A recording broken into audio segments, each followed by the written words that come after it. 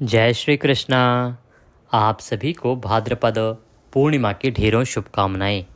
प्रिय भक्तों, आज आप सभी भादों की पूर्णिमा का व्रत कर रहे हैं और भाद्रपद पूर्णिमा पर आपको अवश्य ही सुनना चाहिए श्री सत्यनारायण व्रत कथा। भगवान श्री सत्यनारायण की यह कथा सुनने वालों के सभी संकटों का हरण कर लेती है तथा भगवान के आशीर्वाद से उनके जीवन के सभी संकट दूर हो जाते हैं।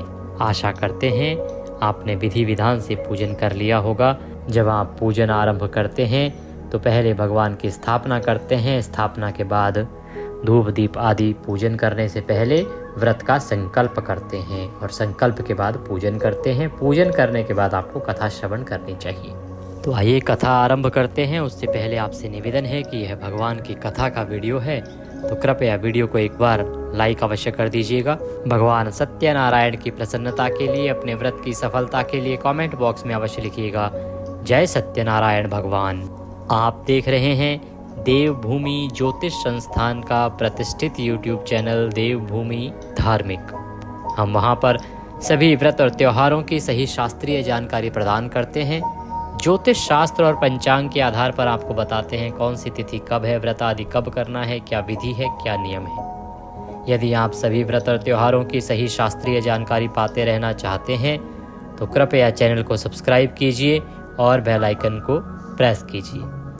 जब सब्सक्राइब का बटन दबाएंगे तो वहां पर एक घंटी का निशान बना हुआ आएगा, उसको अवश्य प्रेस कीजिएगा, तभी आपको हमारे सारे वीडियो प्राप्त होंगे, अन्यथा आपसे जानकारी छूट जाएगी।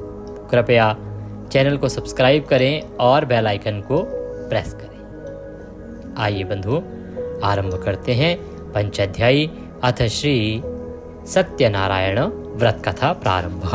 प्रथमो अध्याय।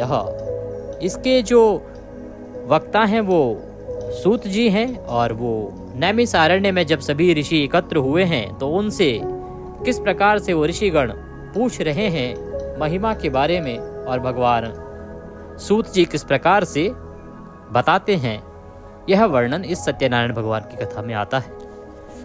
व्यास जी ने कहा कि एक समय सौनक आदि सभी मुनिगण नैमिषारण्य में एकत्र हुए और उन्होंने कलयुग में लोगों के हित के लिए वेदों व पुराणों के ज्ञाता श्री सूत जी से पूछा, हे सूत जी, हे वेद वेदांग के ज्ञाता, इस कलयुग में वह कौन सा व्रत तप है जिसके करने से मनवांछित फल प्राप्त होता है। हे महामुने, कृपा करके हमें कलयुग में पापों से छुटकारा और धन धान्य देने वाला कोई उपाय बताएं। हम सब ऋषि मुनि आपके श्री मुख से वह उपाय सुनना चाहते हैं। इस प्रकार से सभी जो ऋषि गण थे जो एकत्र हुए थे नैमिषारण्य में, उन्होंने श्री सूत जी से निवेदन किया। तो श्री सूत जी महाराज कहने लगे कि हे मुनि श्रेष्ठ, तुम धन्य हो जिसने प्राणियों के हित के लिए ऐसा उत्तम प्रश्न किया है। एक बार ऐसा ही प्रश्न नारद जी ने भगवान कमलापति से किया था, अर्थात भगवान विष्णु से किया था। वही मैं आप लोगों को सुनाता हूँ। एक बार नारद जी भ्रमण करते करते पृथ्वी लोक में जा पहुंचे। उनका यह भ्रमण तीनों लोकों के प्राणियों के परोपकार की भावना को लेकर था। पृथ्वी लोक में जाकर उन्होंने देखा कि वहां लोग तरह तरह के कष्ट भोग रहे हैं। वे बार बार मृत्यु को प्राप्त होते हैं और हर बार भिन्न योनियों में जन्म लेकर अपने कर्मों पापों का फल भोगते हैं। उन सभी दुखी प्राणियों को देखकर नारद जी सोचने लगे कि इनका कष्ट किस प्रकार से दूर किया जा सके, किस प्रकार इन्हें इन दुखों से मुक्ति मिले। यही सब सोचते सोचते वह विष्णु लोक में आ पहुंचे। वहां चार भुजाधारी भगवान विष्णु शेष शैया पर विराजे हुए थे। वे शंख चक्र गदा व कमल अपने हाथों में धारण किए हुए थे। गले में भगवान के वनमाल पड़ी थी। नारद जी ने मुग्ध भाव से उन्हें देखा, फिर बोले, हे श्री हरि, मन और वाणी से परे हैं, हे अनंत शक्तिधारी, मैं आपको प्रणाम करता हूँ। हे प्रभु, आपका न आदि है, न मध्य है और ना ही अंत है। आप इससे सर्वथा मुक्त हैं। हे सर्वात्मा के आदि कारण, मैं आपको नमस्कार करता हूँ। नारद जी की स्तुति सुनकर भगवान विष्णु मुस्कुराए और मुस्कुराकर पूछा, हे नारद, तुम्हारे मन में अवश्य ही कोई ऐसी बात है जिसके कारण तुम यहाँ आए हो। तुम्हारे मन में क्या है, मुझे सब कुछ बताओ। भगवान के ऐसे वचन सुनकर नारद जी ने कहा, प्रभु, मृत्युलोक के सभी प्राणी अपने पाप कर्मों के कारण बार बार विभिन्न योनियों में जन्म लेकर कष्ट भोग रहे हैं। हे भगवान, यदि आप मुझ पर कृपा रखते हैं तो इन प्राणियों के दुख दूर करने का कोई सुगम एवं छोटा उपाय बताएं। भगवान श्री हरि विष्णु बोले, हे नारद, तुम हमेशा सबका हित चाहते हो, तुम साधु हो। प्राणियों के कल्याण के लिए यह तुमने बड़ा ही उत्तम प्रश्न किया है। मैं तुम्हें बताता हूं कि किस व्रत को करने से व्यक्ति मोह से छूट जाता है। हे नारद, जो व्रत मैं तुम्हें बताने जा रहा हूं वह स्वर्ग और मृत्यु दोनों लोकों में दुर्लभ है, किंतु तुम्हारे स्नेह के कारण तुम्हें इस व्रत का पूरा विधि विधान बताता हूं। नारद, भगवान सत्यनारायण का विधि पूर्वक व्रत करने से तत्काल ही सुख प्राप्त होता है और अंत में प्राणी मोक्ष का अधिकारी हो जाता है। श्री विष्णु के मुख से ऐसे प्रीति युक्त वचन सुनकर नारद जी पूछने लगे, प्रभु, इस व्रत के करने से क्या फल प्राप्त होता है? इसकी विधि और समय क्या है तथा इसे पहले किस किस ने किया है? कृपा करके यह सभी विस्तार पूर्वक बताएं। मैं बड़ा ही सुनने के लिए लालायित हुआ जा रहा हूं। भगवान श्री हरि विष्णु ने कहा, हे नारद, यह व्रत दुख और शोक को दूर करने वाला है। इससे धन धान्य में वृद्धि होती है तथा सौभाग्य व संतान की प्राप्ति होती है। प्राणी को चारों दिशाओं में विजय श्री दिलाने वाले इस व्रत को व्यक्ति किसी भी दिन पूर्ण श्रद्धा व भक्ति से कर सकता है। सायंकाल धर्म में पूरी आस्था रखते हुए बंधु बांधवों सहित किसी ब्राह्मण के सहयोग से भगवान श्री सत्यनारायण जी का पूजन करना चाहिए। सवाया प्रसाद बनाकर प्रसाद में केले का फल, घी, दूध व गेहूं का आटा लेना चाहिए। यदि गेहूं का आटा उपलब्ध ना हो तो चावल का आटा भी ले सकते हैं और उसमें शक्कर के स्थान पर गुड़ मिला सकते हैं। यह सब मिलाकर सवाया बना लें, नैवेद्य भगवान को अर्पण करें। इसके बाद कथा सुनकर प्रसाद ग्रहण करना चाहिए तथा ब्राह्मणों को दक्षिणा देनी चाहिए। बंधु बांधवों सहित ब्राह्मणों को भोजन कराकर स्वयं भी भोजन करना चाहिए। प्रसाद आदि ग्रहण करने के बाद भजन कीर्तन आदि करना चाहिए। फिर भगवान सत्यनारायण का स्मरण करते हुए सभी बंधु बांधव अपने घरों को प्रस्थान करें। इस प्रकार जो भी भगवान श्री सत्यनारायण जी का व्रत पूजन करता है उसकी सभी मनोकामनाएं अवश्य पूरी होती हैं। इस कलयुग में दुख एवं दरिद्रता से छुटकारा पाने का इससे छोटा कोई और उपाय नहीं है। इति श्री स्कंद पुराणे रेवाखंडे सत्यनारायण व्रत कथायां प्रथमो अध्यायः संपूर्णः। बोले श्री सत्यनारायण भगवान की जय। श्रीमन्नारायण नारायण नारायण बद्री नारायण नारायण नारायण लक्ष्मी नारायण नारायण नारायण भजमन नारायण नारायण नारायण। दूसरा अध्याय आरंभ करते हैं। तो सूत जी कहने लगे, हे मुनीश्वर, पहले इस व्रत को किस किसने किया? अब मैं तुम्हें इस विषय में बताता हूँ। सुनिए। बहुत ही रमणीय स्थल काशीपुरी में एक बड़ा ही निर्धन ब्राह्मण रहता था। वह भूख प्यास से दुखी यहाँ वहाँ भटक भिक्षा मांगकर अपना पेट भरता था। इस ब्राह्मण को दुखी देखकर ब्राह्मणों से प्यार करने वाले भगवान विष्णु बड़े व्यथित हुए। फिर एक दिन वे बड़े बूढ़े ब्राह्मण का वेश धारण करके पृथ्वी पर आकर उस ब्राह्मण से बोले, हे विप्र, तुम इतने दुखी होकर इस पृथ्वी पर क्यों भटक रहे हो? कृपा करके मुझे अपनी विपदा बताओ। ब्राह्मण बोला, हे बंधु, मैं अत्यंत ही निर्धन और दुखी हूँ। क्या आप इस निर्धनता से मुक्त होने का कोई उपाय जानते हैं? यदि जानते हैं तो कृपा करके मुझको बताएं, मैं वह उपाय अवश्य ही करूँगा ताकि मुझे इस कष्टपूर्ण जीवन से मुक्ति मिल सके। बूढ़े ब्राह्मण ने कहा, सत्यनारायण स्वरूप भगवान विष्णु सबको मन चाहा फल देने वाले हैं। अतः हे विप्र, तुम उन्हीं का उत्तम व्रत व पूजन करो। भगवान सत्यनारायण का व्रत व पूजन करने से मनुष्य के सब दुख दूर हो जाते हैं। हे भगवान, गरीब ब्राह्मण ने कहा, कृपया मुझे इस व्रत का विधि विधान बताएं। आपके अनुसार मैं उत्तम फल प्रदान करने वाले इस व्रत को अवश्य ही करूंगा। बूढ़े ब्राह्मण वेशधारी भगवान विष्णु ने उसे सत्यदेव भगवान के व्रत व पूजन का विधान बताया और अंतर्ध्यान हो गए। निर्धन ब्राह्मण ने मन ही मन में संकल्प लिया कि वह बूढ़े ब्राह्मण द्वारा बताया गया व्रत अवश्य ही करेगा। इन्हीं विचारों के कारण उसे रात भर नींद नहीं आई। दूसरे दिन वह इस संकल्प के साथ भिक्षाटन के लिए निकला कि आज जो कुछ भी भिक्षा में मिलेगा उससे मैं सत्यनारायण जी का व्रत व पूजन करूंगा। उस दिन उसे भिक्षा में बहुत सारा द्रव्य प्राप्त हुआ। उसी से ब्राह्मण ने अपने बंधु बांधवों सहित श्री सत्यनारायण भगवान का व्रत किया। व्रत के प्रभाव और भगवान सत्यदेव की कृपा से वह संपत्तिवान हो गया। तब से उस ब्राह्मण ने प्रति माह व्रत रखना आरंभ कर दिया और अंत में सब पापों से मुक्त होकर वो मोक्ष को प्राप्त हुआ। हे विप्रों, इस प्रकार पृथ्वी पर जो कोई भी श्रद्धा पूर्वक इस व्रत को करेगा उसके सभी दुख दूर होंगे। श्रीमन नारायण जी ने यही वचन नारद जी से कहे थे। अब आप लोग बताइए कि और क्या जानने की इच्छा रखते हैं। तब ऋषिगणों ने पूछा, हे सूत जी, अब यह बताएं कि आगे चलकर ब्राह्मण के बाद किस किसने इस व्रत को किया, यह जानने की हमारी प्रबल इच्छा है। श्री सूत जी बोले, उस ब्राह्मण से सुनकर आगे यह व्रत किन किन लोगों ने किया यह भी ध्यान पूर्वक सुनो, मैं आपको सुनाता हूँ। वह ब्राह्मण धन धान्य से भरपूर होकर एक बार व्रत कर रहा था कि एक लकड़हारा वहां आया। लकड़ी का बोझ बाहर रखकर वह प्यास बुझाने के उद्देश्य से ब्राह्मण के घर में गया। वहां उसने ब्राह्मण को देखा जो अपने बंधु बांधवों सहित भगवान श्री सत्यनारायण का व्रत और पूजन कर रहा था। वह सब देखकर लकड़हारे को बड़ी उत्सुकता हुई। उसने ब्राह्मण को प्रणाम करके पूछा, हे प्रभु, हे ब्राह्मण देव, आप यह किसका पूजन कर रहे हैं? इस पूजन का क्या फल मिलता है? कृपा करके विस्तार पूर्वक मुझे बताएं।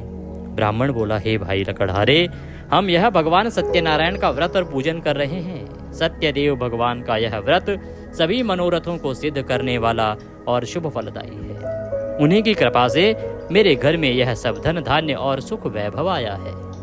यह जानकर लकड़हारा बहुत प्रसन्न हुआ।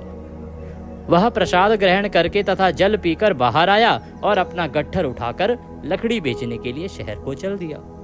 रास्ते में चलते चलते उसने सोचा कि आज यह लकड़ियां बेचकर जो भी धन प्राप्त होगा उससे मैं भी भगवान सत्यनारायण का व्रत और पूजन करूंगा। यह संकल्प करके वह उस बस्ती की ओर चल दिया जहां नगर के अमीर लोग रहते थे। भगवान सत्यनारायण की कृपा देखिए कि भगवान की कृपा से उस दिन उसे लकड़ियों के दूने दाम प्राप्त हुए। लकड़हारे ने प्रसन्न होकर पके केले, शक्कर, घी, दूध और गेहूं का आटा सवाया बनवाकर खरीद लिया और अपने घर की ओर चल पड़ा। लकड़हारे ने अपने भाई बांधवों सहित विधि पूर्वक भगवान का पूजन व्रत किया। व्रत के प्रभाव से वह पुत्रवान और धनवान बन गया। फिर इस लोक में चिरकाल तक सुख भोग कर अंत में सत्यनारायण की कृपा से उनके लोक को चला गया। इति श्री स्कंद पुराणे रेवाखंडे सत्यनारायण व्रत कथायाम द्वितीयो अध्याय संपूर्ण। बोले सत्यनारायण भगवान की जय। श्रीमन्नारायण नारायण नारायण लक्ष्मी नारायण नारायण नारायण भजमन नारायण नारायण नारायण श्रीमन नारायण नारायण नारायण। तृतीय अध्याय आरंभ। तीसरा अध्याय आरंभ करते हैं। तो सूत जी बोले, हे मुनियो, अब मैं इससे आगे की कथा सुनाता हूँ, ध्यान पूर्वक सुनो। पूर्व काल में उल्कामुख नाम का एक बुद्धिमान राजा था। वह बड़ा ही जितेंद्रिय एवं सत्यवादी था। वह नित्य प्रति मंदिरों आदि में जाकर ब्राह्मणों को दान दक्षिणा आदि देकर प्रसन्न रखता था। उसकी रानी बड़ी पतिव्रता और सुमुखी थी। एक बार वो राजा रानी भद्रशिला नदी के तट पर भगवान सत्यनारायण का व्रत कर रहे थे। उसी समय साधु नामक एक वैश्य धन धान्य से भरी अपनी नौका लेकर वहां पहुंचा। साधु वैश्य ने नाव को किनारे पर लगाकर व्रत पूजन में व्यस्त राजा रानी को देखा। फिर उनके निकट जाकर विनय पूर्वक राजा से बोला, हे राजन, आप इतने भक्ति भाव से यह किस देवता का पूजन कर रहे हैं? कृपा करके यह सब वृतांत मुझे भी बताएं। राजा उसकी विनय सुनकर बोला, हे वैश्य, हम अपने बंधु बांधवों सहित विष्णु भगवान जैसे तेजस्वी भगवान श्री सत्यनारायण जी का व्रत और पूजन कर रहे हैं। यह सब हम पुत्र आदि की प्राप्ति के लिए कर रहे हैं। राजा की बात सुनकर साधु बोला, महाराज आप कृपा करके मुझे इस व्रत के संबंध में सारा विधान बताएं ताकि मैं भी यह व्रत करूं। मेरे भी कोई संतान नहीं है, क्या इस व्रत के प्रभाव से मेरे संतान हो जाएगी? अवश्य होगी वैश्य, भगवान सत्यदेव किसी को कभी निराश नहीं करते हैं। यह कहकर राजा ने उसे व्रत से संबंधित पूरा विधि विधान बता दिया। सब कुछ जान लेने के बाद वैश्य खुशी खुशी अपने घर को चल दिया। घर पहुंचकर उसने अपनी पत्नी लीलावती को सब कुछ बताया। फिर बोला, यदि हमारे घर संतान हुई तो हम भी सत्यनारायण भगवान का व्रत करेंगे। उसकी पत्नी यह सुनकर बहुत प्रसन्न हुई। इस प्रकार दिन गुजरने लगे। कुछ समय के बाद लीलावती गर्भवती हो गई। 10वें माह में उसने एक कन्या को जन्म दिया। यह कन्या चंद्र की कला की भांति दिनों दिन बढ़ने लगी। इस कन्या का नाम कलावती रखा गया। एक दिन लीलावती ने अपने पति से कहा, स्वामी आपने कहा था कि जब हमारे संतान उत्पन्न हो जाएगी तब आप भगवान सत्यनारायण का व्रत व पूजन करेंगे। अब आप अपने संकल्प के अनुसार यह कार्य क्यों नहीं करते हैं? आपको व्रत व पूजन करना चाहिए। तो वैश्य बोला, हे प्रिय, हम कन्या के विवाह के समय यह व्रत कर लेंगे। इसके बाद वैश्य पुनः अपने काम से दूसरे नगर को चला गया। इधर कन्या भगवान सत्यनारायण की कृपा से तेजी से बढ़ रही थी। एक दिन वैश्य ने अपनी पुत्री को सहेलियों के साथ विचरण करते देखा तो उसे सुधि आई कि कन्या सयानी हो गई है और अब इसका विवाह कर देना चाहिए। अतः पत्नी से विचार विमर्श करके उसने शीघ्र ही कन्या के योग्य वर तलाशने के लिए अपने दूतों को भेज दिया। आज्ञा पाकर दूत सर्वप्रथम सुसंपन्न कांचन नगर को चल दिए। कुछ दिनों बाद वे वहां से एक बड़े ही गुणवान और सुंदर वैश्य पुत्र को अपने साथ ले आए। साधु वैश्य ने अपने बंधु बांधवों सहित उसे देखा और वार्तालाप करके संतुष्ट हो गया। फिर कुछ दिन बाद उसने विधि पूर्वक अपनी कन्या का विवाह उसके साथ कर दिया। लेकिन दुर्भाग्यवश उस समय भी वह भगवान श्री सत्यनारायण जी का व्रत और पूजन करना भूल गया। परिणाम स्वरूप श्री सत्यनारायण भगवान रुष्ट हो गए। इस प्रकार कुछ समय बीत गया। अब वैश्य ने सोचा कि व्यापार के लिए चलना चाहिए। अपने कार्यों के प्रति वह सदा ही सचेत रहता था। अतः अपने जमाता को लेकर वह व्यापार के लिए चल दिया। इस बार वह समुद्र के समीप रत्न सागर नामक सुंदर और संपन्न नगर को गया। वहां जाकर वह अपने जमाता के साथ व्यापार में व्यस्त हो गया। इस सुंदर और संपन्न नगर में राजा चंद्रकेतु का राज्य था। उस समय अपनी प्रतिज्ञा से भ्रष्ट हुए वैश्य को भगवान सत्यनारायण ने श्राप दिया कि हे वैश्य, तू घोर कष्ट को प्राप्त होगा। एक दिन राजा की संपत्ति चुराकर एक चोर वहां गया जहां वैश्य और उसका जमाता ठहरे हुए थे। उसके पीछे राजा के सिपाही लगे हुए थे। अतः डर के मारे उसने राजा का चुराया हुआ धन वहीं छोड़ दिया और खुद वहां से आलोप हो गया, गायब हो गया। उसके पीछे पीछे आए सिपाहियों ने राजा का धन वहां पड़ा देखा तो चोरी के अपराध में उन दोनों वैश्यों को अर्थात वैश्य और उसके जामाता को बंदी बना लिया। हर्षित होकर सिपाहियों ने जाकर राजा को बताया, महाराज, राजमहल में चोरी करने वाले 2 चोरों को हम पकड़ लाए हैं, आप देखकर आज्ञा दें। भगवान की महिमा देखिए कि राजा ने बिना कुछ देखे भाले ही और विचार किए ही आज्ञा दी कि इन दोनों को बंदी गृह में डाल दिया जाए। भगवान श्री सत्यनारायण जी की माया से किसी ने भी उनकी बातों पर ध्यान नहीं दिया और किसी ने उनकी बात नहीं सुनी। राजा चंद्रकेतु की आज्ञा से उनका सारा धन छीन लिया गया। उधर भगवान के श्राप के कारण वैश्य की पत्नी भी बहुत दुखी हो गई। उसके घर की सारी संपत्ति चोर ले गए। वह शरीर से रुग्ण होकर चिंतित अवस्था में अन्न के लिए भी घर घर भटकने लगी। पहनने ओढ़ने की तो क्या कहें, घर में खाने को अन्न का दाना तक नहीं रहा। ऐसा ही हाल उसकी पुत्री कलावती का भी था। एक दिन भूखी प्यासी कलावती एक ब्राह्मण के यहाँ गई जहाँ उसने भगवान सत्यनारायण जी का व्रत व पूजन होते देखा। उसने वहां बैठकर बड़ी श्रद्धा से कथा सुनी और प्रसाद लेकर रात को अपने घर लौटी।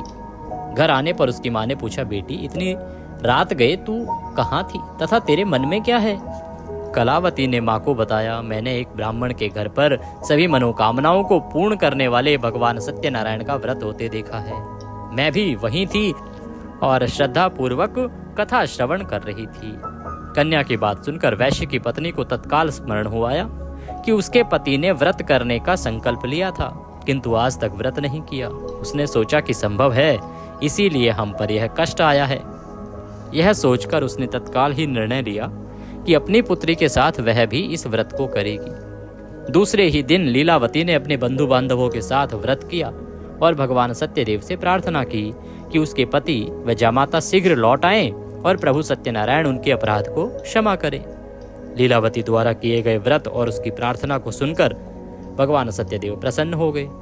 उसी रात उन्होंने स्वप्न में राजा चंद्रकेतु को दर्शन देकर आज्ञा दी कि हे राजा, सवेरा होते ही उन दोनों वैश्यों को मुक्त कर दे तथा उनका छीना हुआ धन भी लौटा दे। यदि ऐसा नहीं करेगा तो मैं धन और पुत्रों सहित तेरे राज्य का नाश कर दूंगा। इतना कहकर भगवान अंतर्ध्यान हो गए। सुबह राजा की आंखें खुली तो उसने सभी सांसदों के साथ अपने स्वप्न के विषय में वार्तालाप किया। फिर आदेश दिया कि चोरी के अपराध में बंदी उन दोनों वैश्यों को तत्काल छोड़ दिया जाए और हमारे समक्ष लाया जाए। सिपाही आदर सहित उन दोनों को राजा के समक्ष ले आए। दोनों ने नम्रता से राजा को नमस्कार किया। वे डर रहे थे कि न जाने राजा आज क्या आज्ञा दे दे, लेकिन उन्हें देखकर बड़े ही आदर भाव से राजा ने कहा, भगवान ने आपको कष्ट दिया है किंतु अब डरने की कोई बात नहीं है। यह कहकर राजा ने बेड़ियां कटवाकर उनकी हजामत वगैरह बनवाई और गहनों वस्त्रों से उन्हें अलंकृत कर उनकी प्रशंसा की। उनका जो धन छीन लिया था उससे दुगना धन देकर उन्हें विदा किया।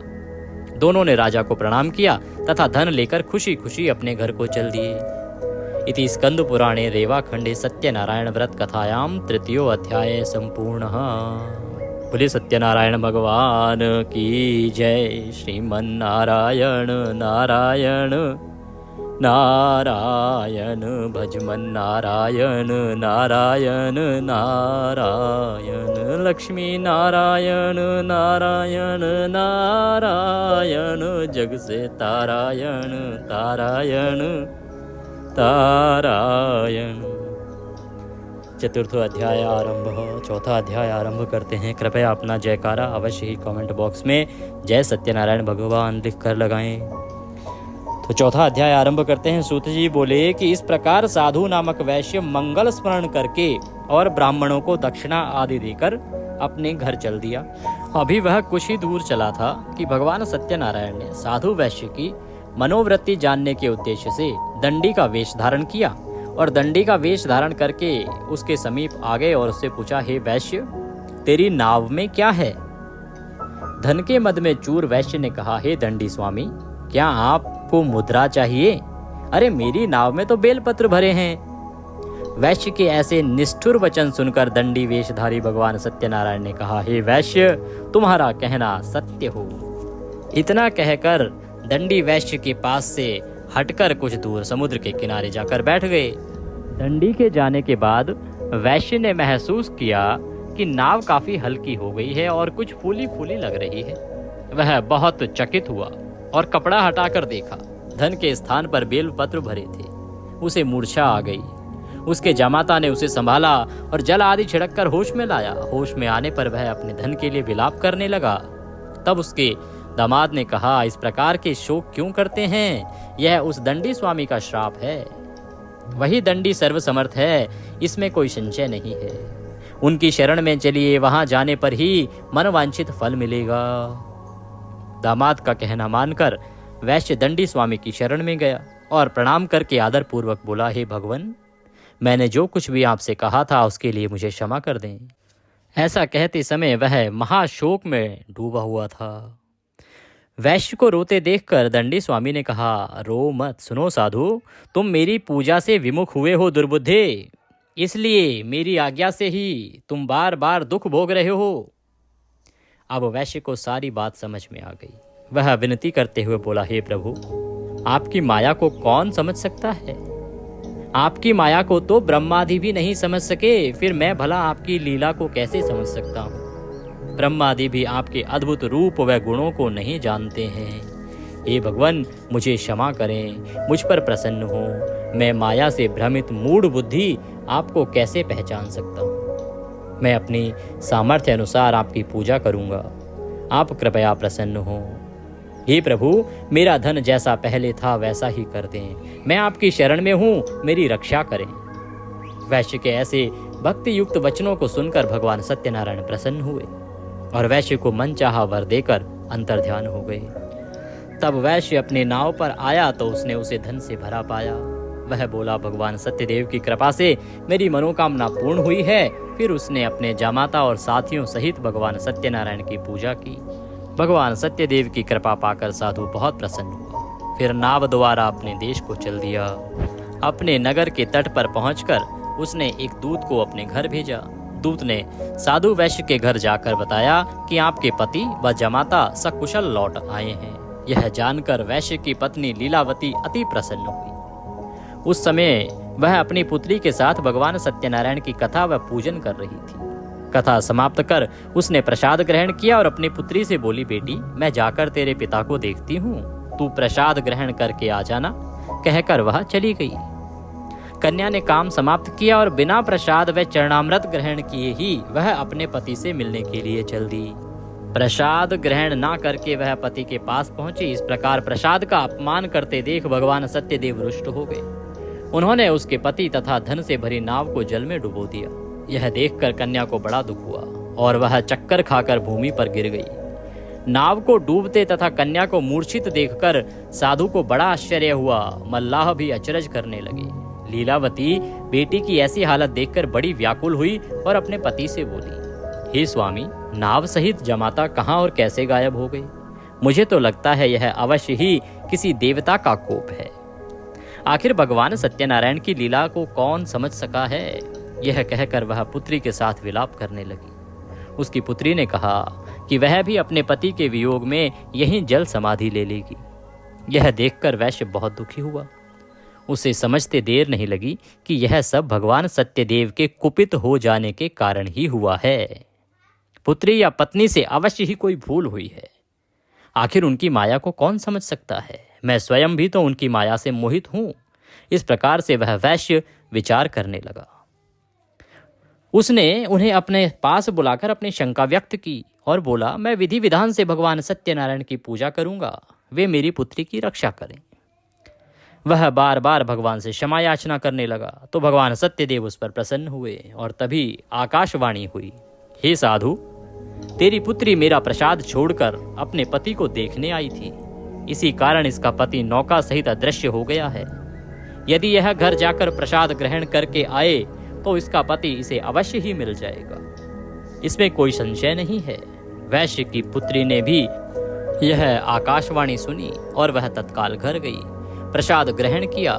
जब कन्या लौटकर आई तो उसका पति सही सलामत वहीं उपस्थित था। यह देखकर वह बहुत प्रसन्न हुई और पिता से बोली, हे पिताजी, अब घर को चलिए, अब क्या देर है? पिता बोले, हे बेटी, हमें भगवान सत्यदेव का पूजन करना है। ये कहकर साधु ने सबके साथ मिलकर भगवान सत्यनारायण की कथा व पूजन किया। फिर अपने बंधु बांधवों व जमाता सहित घर आ गए। उस दिन के बाद से वह प्रत्येक पूर्णिमा व संक्रांति को भगवान सत्यनारायण का पूजन करते हुए अनेक सुख भोगता हुआ अंत में भगवान सत्यनारायण के वैकुंठ लोक को चला गया, जो कि देवताओं के लिए भी दुर्लभ है तथा जहाँ सत रज तम तीनों गुण अप्रभावी रहते हैं। इति स्कंद पुराणे रेवाखंडे सत्यनारायण व्रत कथायाम चतुर्थो अध्याय समाप्तः। बोलिए सत्यनारायण भगवान की जय। श्रीमन्नारायण नारायण नारायण, लक्ष्मी नारायण नारायण नारायण, भजमन नारायण नारायण नारायण, पापी तारायण तारायण तारायण, भजमन नारायण नारायण नारायण। पंचमो अध्याय आरंभ। आखिरी अध्याय रहेगा, अंतिम अध्याय रहेगा। आरंभ करते हैं पांचवा अध्याय। तो सूत जी ने कहा कि हे मुनिगणों सुनो, अब मैं तुम्हें इससे आगे की कथा सुनाता हूँ। तुंगध्वज नाम का जो एक राजा था, जो अपनी प्रजा का संतान की भांति पालन करता था, किंतु भगवान सत्यनारायण का प्रसाद ना लेने से उसे भी बहुत दुख उठाने पड़े थे। एक दिन राजा शिकार खेलने के लिए वन को गया, जहां उसने बहुत तेजी से जीवों का शिकार किया। वहीं एक वट वृक्ष के नीचे उसने कुछ ग्वालों को भगवान सत्यनारायण का पूजन करते देखा, किंतु गर्व के कारण, मद के कारण वह ना तो पूजन स्थल तक गया और ना ही भगवान को प्रणाम किया। फिर भी गोप ग्वाल प्रसाद लेकर राजा के पास गए। प्रसाद राजा के समीप रखकर वे पूजन स्थल को वापस लौट गए। राजा ने प्रसाद की ओर देखा भी नहीं, जिसके कारण उसे बड़ा ही दुख भोगना पड़ा। उसके 100 पुत्र, धन धान्य व राज्य सभी कुछ नष्ट हो गया। अतः राजा वहीं वापस पहुंचा जहां भगवान सत्यदेव का पूजन हो रहा था। वहां जाकर राजा ने ग्वाल बालों के संग भगवान सत्यनारायण का पूजन किया और क्षमा याचना की। इससे भगवान सत्यनारायण प्रसन्न हो गए। उनकी कृपा से उसे पुत्र आदि सब कुछ पुनः प्राप्त हो गया। फिर इस जीवन में सुख भोग कर अंत में वह सत्यनारायण भगवान के लोक को गया। इस परम दुर्लभ सत्यनारायण व्रत को जो भी धारण करता है और इसकी फलदायी कथा को भक्ति पूर्वक सुनता है, उसे श्री सत्यनारायण की कृपा से भरपूर धन धान्य प्राप्त होता है। दरिद्र धन पाते हैं, बंदी बंधनों से मुक्त हो जाते हैं, भयग्रस्त का भय मिट जाता है। यह निसंदेह सत्य है। इस कथा व व्रत के प्रभाव से व्यक्ति जीवन भर सुख भोग कर अंत में सत्य लोक को पाता है। हे विप्रो, ये मैंने सत्यनारायण व्रत की कथा कही। इसके प्रभाव से व्यक्ति सब बंधनों से मुक्त हो जाता है। यह व्रत पूजन कलयुग में विशेष फलदायी है।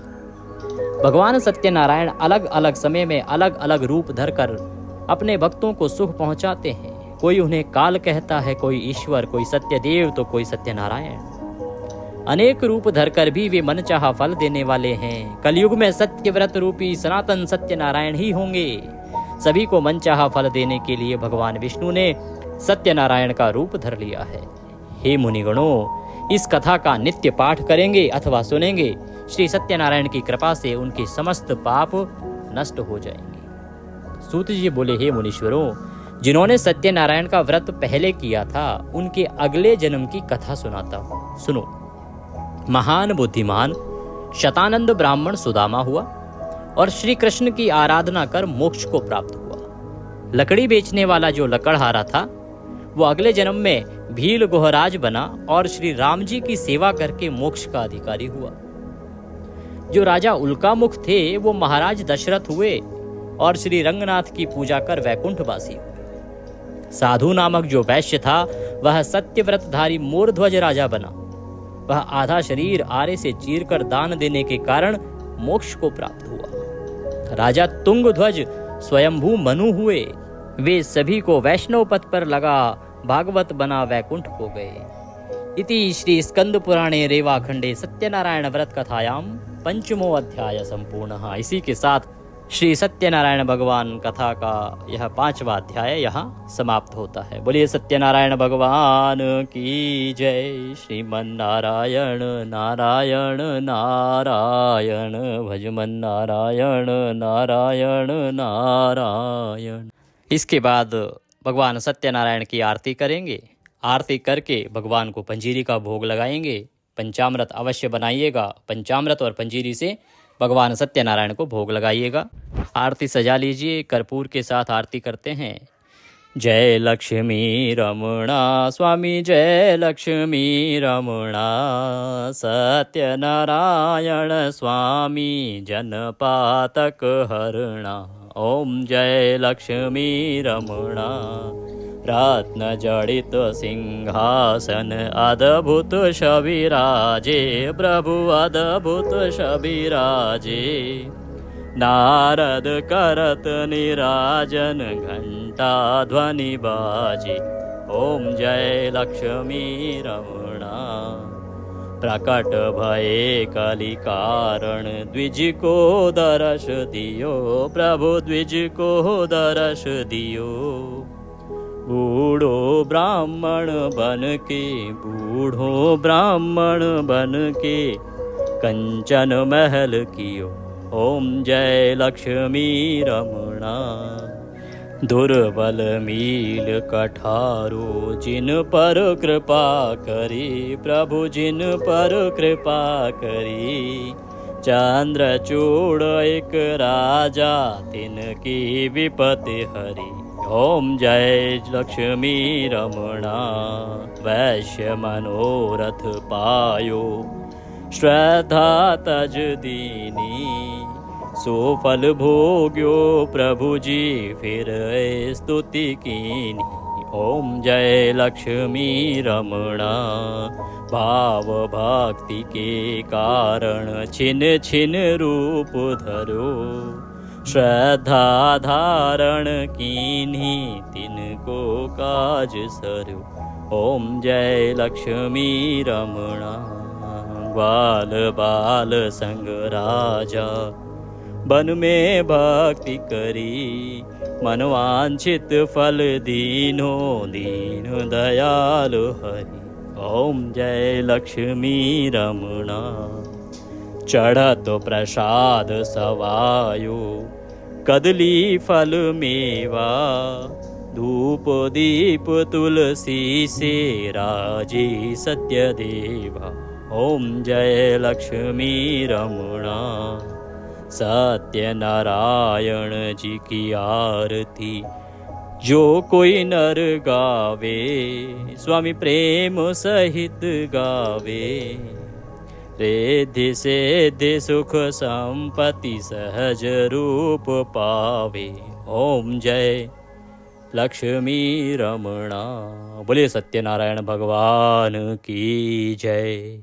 इसके बाद आप आरती लेंगे, पंजीरी का भोग लगाइएगा, पंचामृत का भोग लगाइएगा, तुलसी दल लगाइएगा, साथ में रखिएगा, भोग लगाइएगा। भोग लगा के प्रसाद बंधु बांधवों में वितरित कीजिएगा। ब्राह्मण को भोजन कराइएगा, दान दक्षिणा आदि दे के विदा कीजिएगा। हमारे निमित्त यदि आप कोई दान राशि भेजना चाहते हैं तो जानकारी दी गई है डिस्क्रिप्शन बॉक्स में, वहाँ से आप भेज सकते हैं, या आप कमेंट बॉक्स में लिखकर भी पूछ लीजिएगा। हम अवश्य ही वहाँ पर आपको अपने अकाउंट्स की जानकारी प्रदान करेंगे।